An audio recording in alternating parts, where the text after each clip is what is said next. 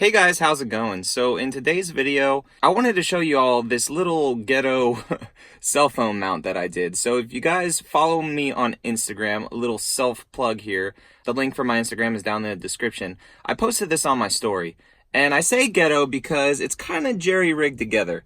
So as you can see down here, I have my GoPro mount, and that's just 3M to the top of the entertainment stack right there.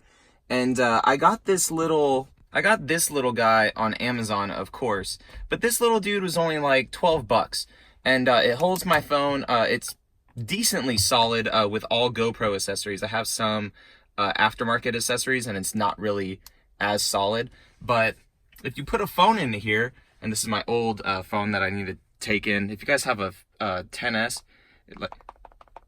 like the camera, it's the whole thing was all shaky, so I have a new one now, and hopefully the quality of videos will get better, but I'm taking this one in. As you can see, it holds it pretty well. I don't have a case on it. It doesn't shake too much. So if you guys are looking, to put a cell phone mount in your car, and you already have like a GoPro mount or something right here, then this may suffice for you. The only thing I wish is if this swiveled. I have another one that does swivel, and I may use that one, but it was kind of too shaky. This I found is the best. I wanted to have this here also for car vlogs for you guys, so like the discussion videos and whatnot. And also when I go off-roading, I like to have something here. Now a lot of people may ask, well, why not RAM mount and why not mob mounts? Now I was looking at mob mounts. Those ones are very, very nice. It's basically the same concept, 3M tape down here. It holds this little thing and then all the attachments, but that was like $50-ish. And then RAM mounts, some of them you have to drill into here, and I really didn't feel like drilling into this, even though I may be getting a new one when I get a new double din radio and whatnot, but that's in for the future.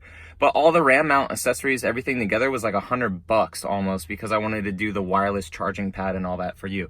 So I may be doing that in the future. I just wanted to get this video out there with just showing you how simple it is. So if you already have a GoPro, you could just use that, and that's basically all it is. So then that just sits there, and if you want to put a GoPro out to, record while you're off-roading or whatnot, you can.